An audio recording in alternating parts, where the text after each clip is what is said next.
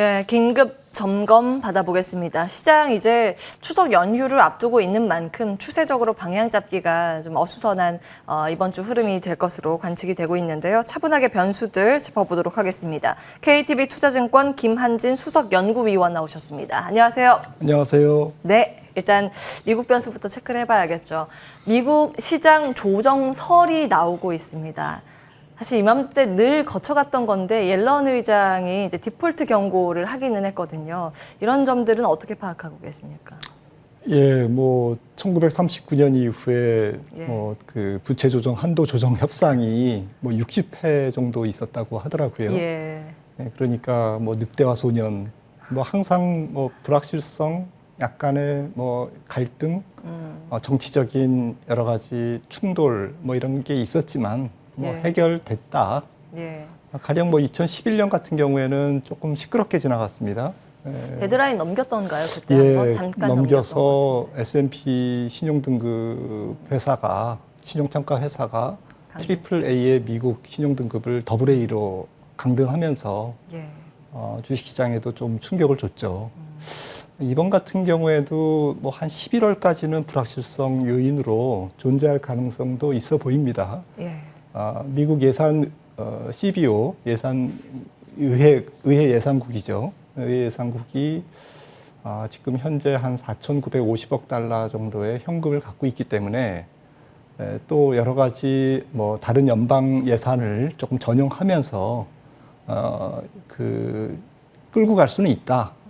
그래서 한 11월까지도 정치적인 어떠한 그 해결점을 상원과 하원이 민주당과 공화당의 어떤 의견 조율이 안 될 경우에는 조금 한 앞으로 2달 정도는 불확실성 요인으로 존재할 가능성도 있어 보입니다. 하지만 시장은 이런 것들을 다 알고 있기 때문에요. 예. 불확실성 요인이지만 그렇게 아주 심각한 악재로서의 요인은 아닐 거라고 생각을 합니다. 예.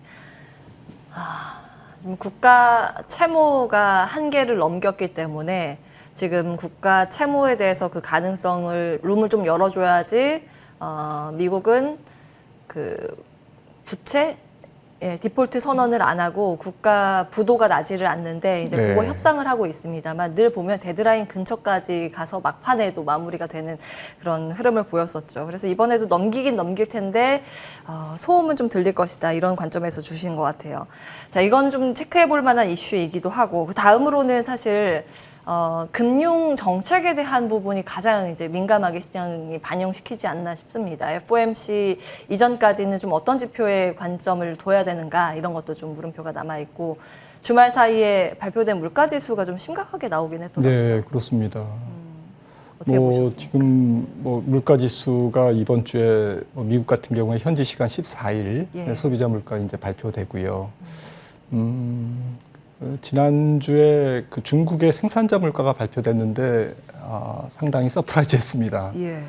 그래서 또 그 전에 또 유럽 물가도 굉장히 높게 나왔죠. 예. 2.2% 예상했는데 3%까지 해가지고 굉장히 조금 서프라이즈를 보였는데 중국이 지금 9.5%의 지난 8월 물가지수, 생산자 물가지수는 전 세계 물가지수에 시사하는 바가 좀 있습니다. 예, 이번에 왜냐하면은, 최근 10년 네. 내에 최대 증가폭을 네. 기록을 했습니다. 생산자 물가지수가요. 네, 그래서 이번 주 미국의 소비자 물가도 나오지만 전 세계의 어쨌든 공산품 가격의 그 인플레이션의 공급 원인 중국 물가가 높다는 얘기는 이게 연준 의장이 얘기했던 것처럼 일시적이냐. 라는 부분에 대해서 시장이 좀 퀘스천을 던져주고 있는 것이죠. 그래서 어디까지가 일시적이고 어디까지가 일시적이지 않느냐에 대한 시장의 좀 의구심이 점점 커지고 있는 상황입니다. 그러니까 사실은 통화 정책과 바로 연결되는 문제이기 때문에 전 세계 물가가 앞으로도 주식시장의 불확실성 요인으로 존재할 것 같은데요. 근데 사실은 원론적으로 생각하면 물가 올라가고 경기 좋아져서 주가 올라가고 위험자산 가격 좋은 게 보통 정상적인 패턴입니다. 그러니까 시장은 조금 더 건강한 실적 장세, 물가 상승을 동반한 실적 장세, 또 금융 긴축을 동반한 건강한 정상적인 경기 회복 구간을 앞두고 조금 그 불확실성을 소화해야만 되는 그러한 좀 불확실성 해소 구간이다, 이렇게 볼 수가 있는 거고요. 이걸 극복하면 뭐 물가 상승, 경기 확장, 통화 긴축, 뭐 점진적인 통화 긴축, 이런 삼박자가 다 어울려서 좀 건강한 실적 장세를 만들 수 있는 것이죠. 예. 그런데 그 과정이 조금 순탄하지만은 않을 거다. 아무래도 지금 불확실성 요인으로 물가는 계속 주식시장에 조금 부정적으로 작용할 가능성이 있다. 적어도 이번 추석 연휴 기간 동안 혹은 10월 초 정도까지는 그럴 가능성이 좀 높아 보입니다. 당분간은. 예, 사실 인플레이션을 연준은 허용을 했던 거고 그걸 바래왔긴 했지만 그 기인이 무엇이냐에 따라서 또 해석이 분분할 것 같고, 물가지수도 지금 10년 내 최대치지만 원자재 가격, 뭐 알루미늄 같은 것도 10년 내 최대치고 뭐 이렇다 보니까 이게 어느 정도의 이제 부담이 되는 수준까지 되는 건 아니냐라는 해석으로 연결이 되고 있거든요. 그래서 당분간 좀 부담이 될 수 있다. 그러나 연준의 입장은 물가 일시적일 거고 신경 쓰지 않는다라고 이야기는 했으니까 예, 계속된 발언들 체크는 해볼 필요가 있겠습니다. 뭐 상반된 해석들이 워낙 이제 물려 있는 상황이라서 그 내부적인 부분 좀 우리 시장에 집중을 해볼 필요가 있어 보이는데, 2분기 일단 실적 발표가 마무리가 되고 이제 시선은 3분기이고 그 와중에 또 그 규제 칼날이 플랫폼 쪽으로 향해 있는 건 아닌가라는 돌발 이슈가 전해지고 있는 상황입니다. 어떻게 보십니까? 예, 뭐 주가가 비싸지면 뭐 항상 또 부담스러운 뉴스가 나오죠. 예. 네, 그래서 좀 올 것이 왔다라고 이제 생각이 되는데요. 금융 플랫폼 기업이 어디까지가 어쨌든 금융 상품의 어떤 중개고, 어디까지가 뭐 이렇게 그 직접적인 어떤 창구 역할을 해서 그 거래가 이루어지도록 하는 부분이냐라는 문제로 독과점 이슈가 조금은 좀 이어질 것 같더라고요. 조금 더. 예. 그래서 기존 뭐 은행권이라든지 뭐 기득권의 어떠한 반발도 있고요. 그래서 이런 부분들이 이제 조율을 거쳐 나가면서 방향성은 잡겠죠. 근데 주식시장에서는 어쨌든 주가는 많이 올랐다. 예. 그런 플랫폼 기업의 밸류에이션이 높아졌다. 이런 상태에서 이런 이슈가 나오니까 주가 조정의 어떠한 텐트럼을 보이고 있는 것이고요. 이 이슈가 뭐 당장 뭐 하루 이틀 내에 해결될 이슈는 아니지 않습니까? 예. 그러다 보면 이 또한 주식시장의 불확실성 요인으로 관련 종목의 업종에 부담을 줄 것이다라고 생각이 되고 있고요. 실적 관련해서는 뭐 사실 다 알려져 있지만 이제 상반기가 지나고 이제 하반기 실적을 이제 3분기 실적은 이제 앞두고 있는데, 시장의 시선은 사실은 뭐 올해를 지나서 내년으로 가고 있는 것 같습니다. 왜냐하면 뭐 시장에서 거래되는 어떤 PR 이런 부분들이 거의 다 12개월 예상이익을 기준으로 앞당겨서 반영하고 있기 때문에, 혹은 12개월 내지 뭐 24개월 정도 더 미래를 반영하고 있기도 하고요. 근데 올해 코스피 영업이익이 한 230조, 225조 정도 예상되는데, 원래 전망보다는 계속 낮아져 왔습니다. 그리고 내년 전망도 한 250조 정도 보는데, 3월 달만 해도 올해 대비 내년 영업이익이, 코스피 영업이익이 뭐 한 20% 증가할 것으로 보고 있다가, 지금은 뭐 한 12%, 한 10% 정도 올해 대비 내년 이익 증가율이 이렇게 보고 있습니다. 이렇듯 어닝에 대한 전망의 모멘텀이 조금 낮아지다 보니까 시장이 좀 갈 길을 잃어버린 것이 아닌가. 조금 더 강한 이익이 지금 전망돼야 코스피가 저항선을 뚫고 올라갈 수가 있는데, 이런 부분에서 코스피가 좀 교착 상태에 놓여 있는 것이 아닌가. 가장 큰 이유는 기업 실적의 전망에 대한 모멘텀, 기대치가 낮아지고 있다는 부분이 좀 부담되고요. 이 부분을 해소할 수 있을지 없을지는 뭐 조금 지켜봐야 됩니다만, 어쨌든 시간이 필요하다.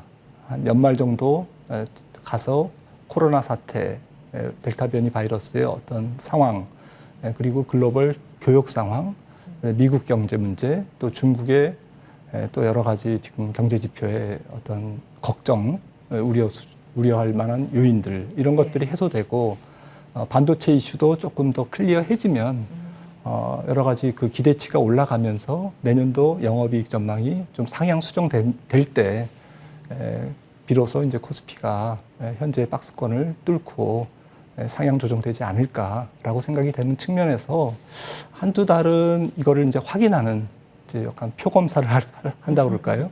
시험 때 올라갔다고 봐야 조금 될까요? 테스트 기간이다라고 생각을 할 수 있겠습니다.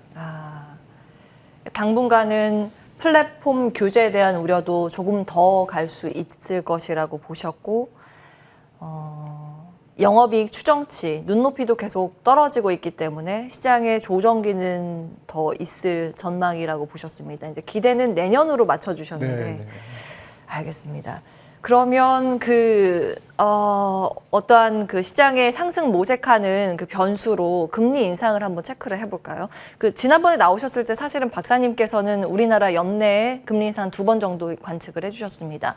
맞추신 분이 많이 없으셨을 거예요. 그때 이제 금리 동결적으로 거의 다 증권사들이 포커스를 맞췄었는데 거의 이제 출연하신 분 중에서 유일하게 금리 인상 쪽을 말씀 주신 분이라고 기억을 하고 있습니다. 시장에 대한 영향력이나 그 이후의 방향성은 어떻게 보세요? 네, 국내 금리 인상 부분은 시장이 지금 소화 거의 했다고 생각이 되고요. 악재로서의 위력은 없는데 문제는 이제 한국은행뿐만 아니라 조금 전에 말씀 나눴던 연준의 어떤 통화긴축 속도. 사실은 통화긴축 속도는 반대로 경기 회복 속도와 같은 말인데 동의어인데 양면성이 있는 거죠. 동전의 앞뒷면이고요. 얇고 가늘게 해서 시장 네. 충격 덜 주겠다 이거죠. 이제. 네, 근데 지금 연준의 테이퍼링 이슈라든지 한국은행의 연내 한 2번 정도의 금리 인상, 그러니까 추가 금리 한 번 정도 더 하고 넘어가는 2022년으로 넘어가는 이런 정도의 이슈는 시장이 지금 좀 가격에 반영하고 있지 않나라고 조금 낙관적으로 생각하고 있고요. 문제는 이제 조금 앞으로의 올해를 지나서 내년도에 조금 더 경기는 조금 약간 애매하게 회복되는데 물가는 좀 그것보다는 높게 나올 경우에 통화 당국이 조금 더 긴축의 고삐를 앞당기지 않을까라는 그러한 염려를 시장이 어떻게 뚫고 올라가느냐라는 부분인 것 같습니다. 제가 볼 때는 경기 쪽에서 보여줄 수 있는 모멘텀보다는 물가 쪽에서 나타나는 통화정책 당국의 압박 요인이 조금 더 세 보이거든요. 현재 파월 의장은 계속 일시적이다라고 얘기했지만 지금 8월 물가지수를 발표를 앞두는 현재 시점에서는 조금 일시적이지 않다라는 것이죠. 물가가, 인플레이션이. 그렇다면 조금 시장은 역시 통화긴축 쪽에 부담 요인을 조금 더 프라이싱하지 않을까, 반영하지 않을까라는 측면에서도 이 부분이 이제 경기와 매칭되는 좀 조화롭게 어우러지는 그러한 국면이 이번 4분기 국면이 아닐까라는 측면에서 그런 측면에서도 4분기는 조금 주식시장이 조금 상방을 뚫고 올라가기에 상당히 좀 버거운 그러한 요인이 존재하고 있다라고 생각을 합니다. 예. 이제 여러 가지 우려감을 소화해 가야 하는 과제가 남아있고 올해 연말까지는 이제 그런 흐름이 이어질 것이라고 보셨습니다. KTB 투자증권 김한진 수석연구위원 함께했고요. 출발성공투자 준비된 순서는 여기까지입니다. 함께 인사를 드리도록 하죠. 오늘도 함께해 주신 여러분 고맙습니다.